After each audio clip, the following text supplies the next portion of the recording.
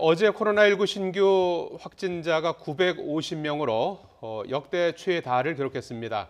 확산세가 가팔라지면서 정부는 긴급 방역 대책 회의를 열었습니다. 네, 정부는 확산세를 꺾지 못하면 거리 두기 3단계 격상도 불가피할 것으로 보고 있습니다. 전문가와 함께 자세한 이야기 나눠보겠습니다. 이동훈 내과 전문의 나오셨습니다. 네, 어서 오세요. 안녕하십니까. 자, 어제 유난히 환자가 많이 늘었어요. 그런데 최근의 추세를 보면 11월 초만 하더라도 한 100명대 정도 확진자를 기록하던 것이 최근에 한 달 사이에 이 계단식으로 이제 400명, 500명 그리고 최근 사흘 동안에 이제 600명대를 기록할 것이다라는 전망이 어제 저녁까지 있었는데 어제 밤 사이에 그야말로 폭증하면서 950명. 1월 20일에 첫 코로나 확진자가 나온 이후 최다를 기록했어요. 네. 왜 그랬던 것 같습니까? 예, 그렇습니다. 어차피 코로나 바이러스도 이제 일종의 코로나19도 코로나 바이러스 한 종류거든요. 예. 이제 코로나 바이러스 자체가 이 겨울철에 유행하는 계절 감기 한 종류였습니다. 그래서 12월 말에서 한 1월, 2월까지 많이 증가하는 경향을 보이고 있었고요. 과거 다른 코로나 바이러스 그래프를 보더라도 지금쯤 증가하는 추세였습니다만 네. 이번 역시 그 계절성을 좀 무시할 수는 없었던 것 같고요. 예. 그리고 우리가 봄하고 여름에 있던 거는 이제 산발적인 집단 감염입니다. 일종의 어떤 특정 신천지 집단이라든지 종교의 집단에 의한 감염이었고요. 이번 감염은 좀 달랐던 것이 여기저기서 소규모로 계속 확산되고 있었거든요. 이렇게 소규모씩 확산되던 것들이 어떤 특정 집단을 만날 경우에 그 집단에서 집단 감염이 또 발생되면은 네. 기존에 한 6, 700명 확진자가 나오는 과정에서 또 1, 200명씩 더 붙어지니까 어저께 밤에 한 950명 정도 굉장히 많은 분들이 아침에 놀라셨을 것 같은데 네. 막 요양시설에 집단 감염이 있었고 종교모의 집단 감염이 이렇게 네. 덧붙여지니까 확진자가 급증하는 현상으로 보입니다. 그래서 확진자가 많이 늘어났다는 것 자체가 위험하다는 것이 이분들이 사회 활동을 하면서 어떤 집단과 접촉할 수가 있어요. 그럼 접촉하면은 또 그 집단에서 많은 확진자가 발생될 수가 있고요. 어저께도 보면은 요양시에서 굉장히 많은 분들이 네. 발견됐습니다. 그래서 이런 집단에 있는 분들이 또 특별하게 주의를 하셔야 되고 우리가 단계를 잡고 격상시키려는 이유조도 이런 모임을 좀 줄여가지고 집단의 규모를 좀 줄이려는 게 이 폭발적인 증가를 막기 위한 대안이기 때문에 이렇게 강조하는 이 것입니다. 시점에서 아마 방역 당국도 이제 가장 이제 고민하고 있는 부분이 그리고 집중적으로 들여다보고 있는 부분이 이 현상이 일시적일 것이냐 아니면 이제 추세적인 것이냐 하는 부분일 것 같아요. 어느 쪽으로 무게가 있다고 봐야 됩니까? 아마 지금 이 계절성은 다른 나라도 다 같이 봐야 되거든요. 북반구에 있던 나라들 그리고 남반구에서 우리가 여름일 때 남반구는 또 겨울이었지 않습니까? 그런 나라들의 그 경향을 보시면은 남반구 우리 여름일 때 겨울 때 확진자가 굉장히 많이 늘어났다가 브라질 같은 경우는 지금 약간 줄어드는 추세를 보여주고 있습니다. 그리고 북반구의 다른 나라도 우리보다 좀 더 앞서서 뭐 영국이나 프랑스, 독일 같은 나라도 굉장히 급증했던 양상을 보여주고 있거든요. 그렇다면 우리나라도 역시 이게 전반적으로 많이 퍼진 것들이 계절성을 영향을 받아서 많이 증가하고 있는 추세라고 보셔야 될 것 같고요. 그렇기 때문에 아마 이번 추세가 오늘 일회성으로 끝나는 것이 아니라 다음 주에도 좀 더 진행될 수가 있고 그렇기 때문에 이 증가되는 곡선을 우리가 계속 1년 내내 강조했던 것이 사회적 거리두기 운동으로 이 증가된 추세를 좀 낮춰보자. 낮춰서 우리 병상이나 의료 시스템이 감당할 수 있는 정도로 네. 버티는 것이 우리 겨울을 넘기는 것이 굉장히 중요하기 때문에 굉장히 강조했던 것입니다. 네. 자, 그런데 코로나19의 특징 가운데 하나가 또 무증상 전파가 가능하다는 점이죠. 무증상 감염 비율이 40%대, 그러니까 5명 중에 2명은 자신이 코로나19에 감염됐는지 모른 채 주변에 전파를 시킬 수 있다는 건데 이런 분들이 하나의 또 감염원이 될 수 있겠죠. 예, 그렇습니다. 가장 어려운 것들이 이제 증상이 아주 경미하신 분들도 있고요. 지금도 의료기관에 오셔서 그냥 가볍게 어저께 찬바람 좀 쐈더니만 목이 칼칼하시다 이런 분들이 꽤 많이 있습니다. 예. 그런데 올해는 마스크를 다 쓰시고 계시고 손 씻기도 열심히 하시기 때문에 계절 독감이라든지 유행성 감기의 그 확산이 굉장히 적습니다. 그래서 실제 이제 수도권 지역에 오시는 호흡기 질환 환자분들은 개인적도 그렇지만 이제 방역 당국도 그렇게 말씀하신 것 같은데 모든 분들이 코로나19 검사를 하셔가지고 먼저 코로나19가 아니라는 걸 배제하시는 게 중요할 것 같아요. 네. 왜냐하면 본인은 이제 감기라고 생각했지만 이게 코로나19를 아주 경증으로 앓고 계신 분이 있을 수 있거든요. 이런 분들이 활동을 계속 하시게 되면은 방금 말씀하셨던 어떤 집단이나 모임에 가셔서 많은 분들에게 전파시킬 수 있는 그런 위험성이 조금씩은 있습니다. 그래서 지금 저도 오시는 분들한테 모두 말씀을 드리고 있는데 본인은 아니라고 생각하지만 네. 저희들도 잘 판단이 안 갈 수도 있거든요. 네. 그래서 본인이 판단하지 마시고 일단 검사를 하셔서 음성을 확인하시면 그때부터는 좀 더 편안하실 수가 있거든요. 그리고 혹시라도 양성을 확인할 경우에는 본인이 모르고 활동했을 때 가족분이라든지 지인분들한테 2차적으로 전파시킬 수도 있었던 걸 예방할 네. 수 있었으니까 얼마나 좋은 일입니까? 그래서 지금 아마 방역당국도 특별한 그 규제 없이 모든 분들에게 무료로 검사를 진행하고 있다고 하니까 보다 네. 적극적으로 좀 검사를 하시는 게 좋지 않을까 생각이 네, 듭니다. 그러니까 지금도 보건소에 가면은 증상이 없어도 무료로 검사를 받을 수 있는 거잖아요. 예, 그렇습니다. 네. 아마 지침이 좀 바뀌어서 본인이 원하시면 검사를 진행할 수가 있고요. 네. 만약에 좀 궁금하시다면은 가까운 그 의료기관의 원장님들이나 의사 선생님들하고 상의를 하셔가지고 꼭 병원에 오지 않으셔도 됩니다. 그럴 때는 네. 전화로 상담하시면은 의료기관의 의사 선생님께서 아마 검사를 권하시는 경우가 더 많을 것이라 생각이 됩니다. 예. 조금 전에 그 속보 들어온 내용이 상당히 지금 상황을 보여주는 상당히 예. 얼마나 심각한지를 보여주는 지금 속보가 들어와 있지 않습니까? 앞서도 제가 전해드렸습니다만은 방역 당국이 병상 확보를 해서 병상이 지금 부족하다는 얘기가 지금 최근 일주일 전부터 계속해서 얘기가 나왔었는데 네. 병상 확보를 해서 공공병원에 있는 기존 환자에 대한 퇴원 조치를 하기로 했다.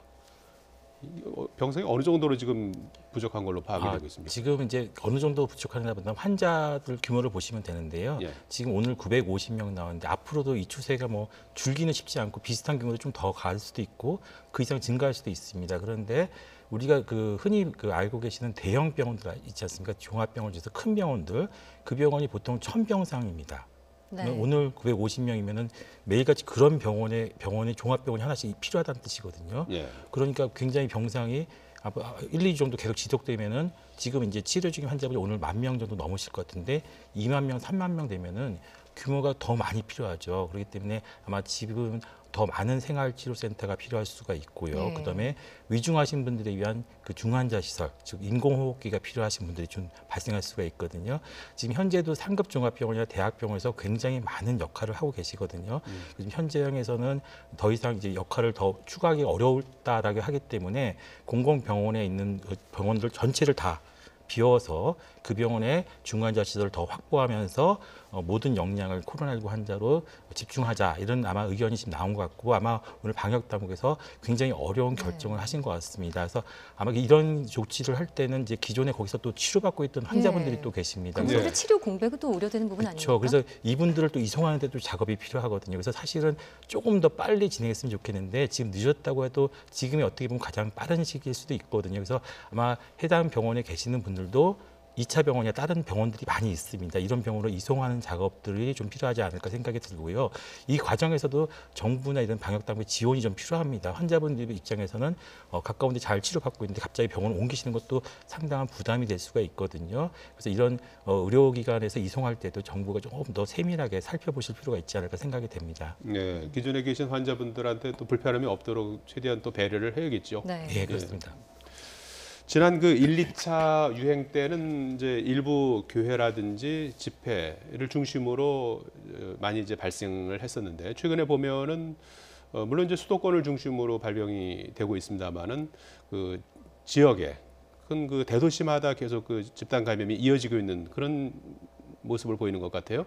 예, 그렇습니다. 어차피 이 사람들이 많이 모이실수록 예. 그러니까 도시화 될수록 이 전파가 많이 되는 것으로 되어 있고요. 같은 지역에서도 도심 지역이 좀 더 확진자가 많이 발견되고 있습니다. 아무래도 많이 모이시는 공간들이 확진자가 많이 발견될 수 있는 공간이라 보시면 되시고요.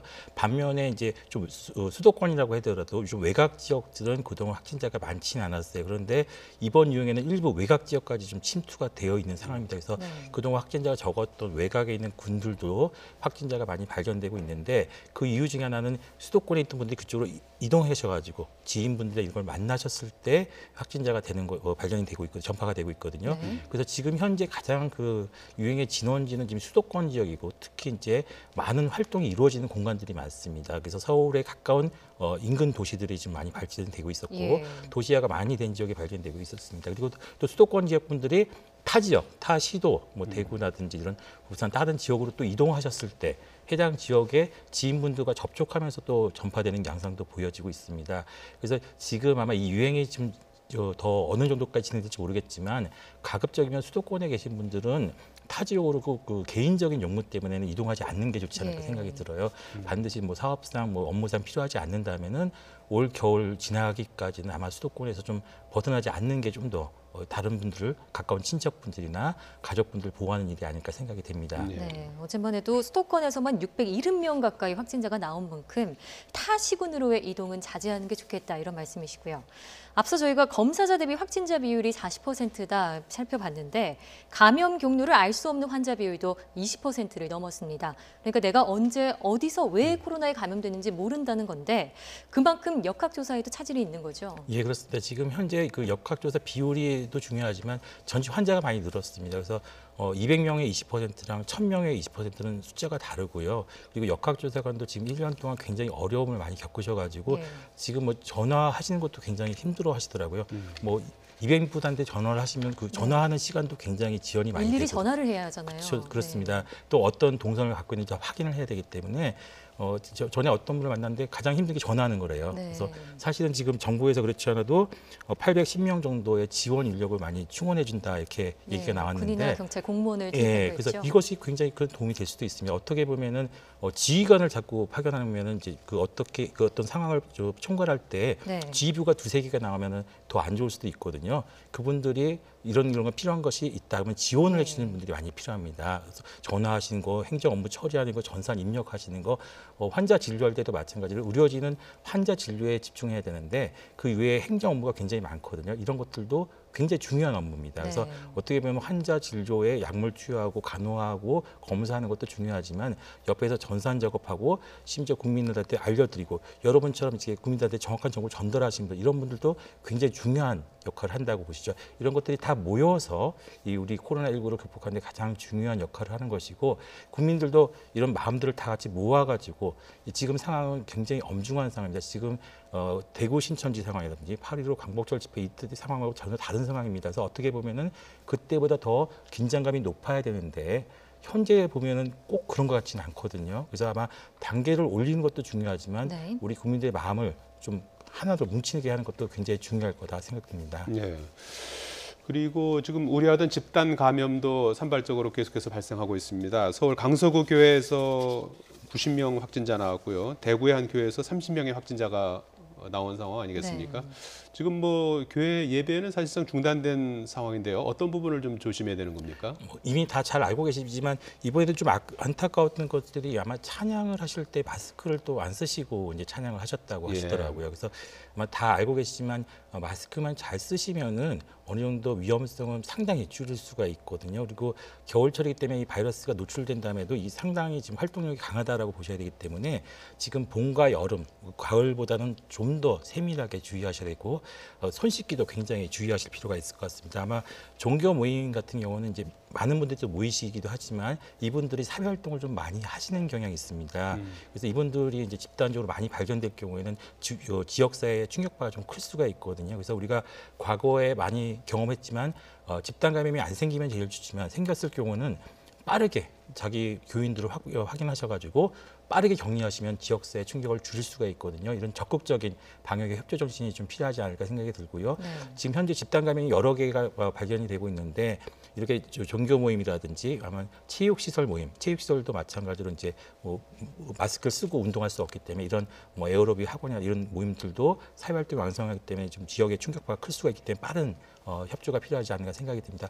반면에 이제 요양시설이라든지 군부대 같은 모임은 이제 사회활동이 많으신 분들은 아니시거든요. 군부대는 이제 격리돼 있고 어떻게 보면 숫자는 갑자기 확 늘어나지만 지역사회 충격파는 제한적일 수 있는데 다만 요양시설 같은 경우는 이제 어르신들이 좀 많이 있습니다. 그래서 위중하신 분이 많이 생길 수가 있고 네. 방금 말씀드렸듯이 중환자실이 지금 현재 많이 부족한 상태이기 때문에 앞으로 특별하게 더 주의가 필요하지 않을까 생각이 듭니다. 네, 이제 종교단체는 지금의 거리두기 단계 안에서는 제한적으로 대면 예배가 가능하잖아요.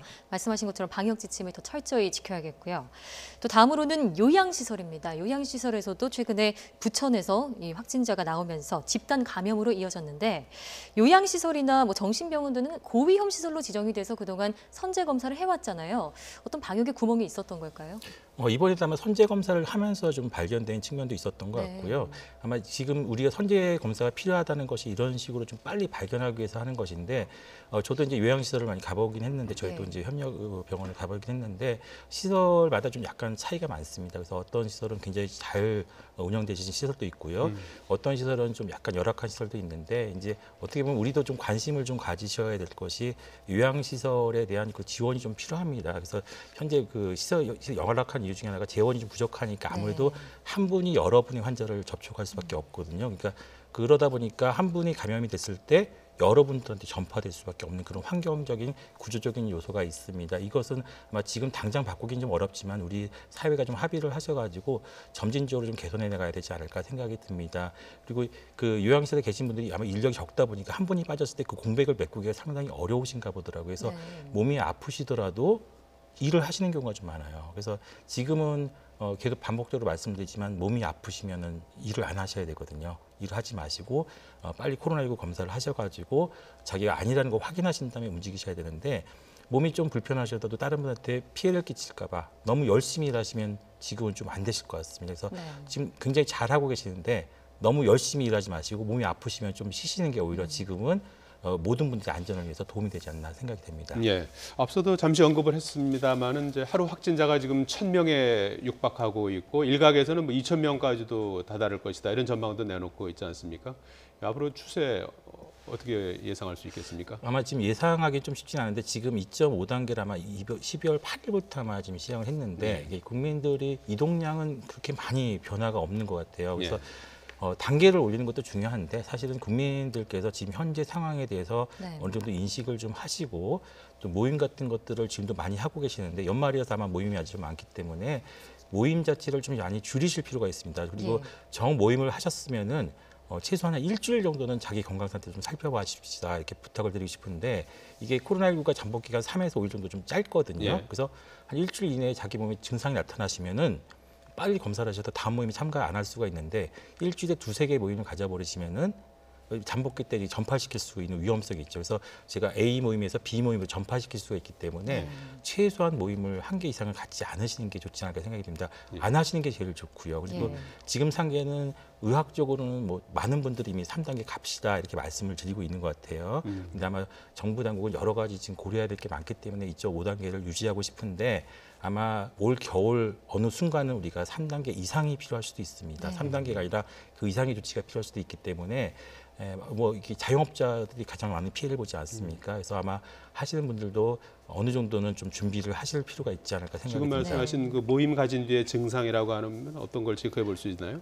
보통 이제 모임을 가지신 다음에 뭐 이 코로나19 증상이 워낙 다양해가지고 딱 말씀을 다 드리긴 어렵지만 몸이 좀 아프시다든지 뭐 기침, 감기 증상이 있다든지 뭐 심지어는 설사로 오시는 분도 있습니다. 그래서 이렇게 다양하게 오기 때문에 몸에 조금이라도 이상이 있으면은 그다음 모임은 그 주에는 안 하셔야죠. 안 하시고 가급적이면 코로나 검사를 하시는 것도 도움이 될 수가 있습니다. 네, 연말을 맞아서 종교 행사나 송년회 계획 중인 분들 많을 수 있는데요. 자제가 필요하다는 말씀이었고요.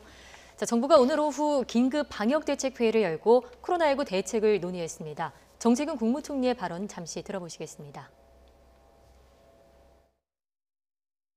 정부와 전국의 지자체는 더 이상 물러설 곳이 없다는 사생결단의 각오로 가용한 모든 행정력을 코로나19 위기 대응에 집중하겠습니다.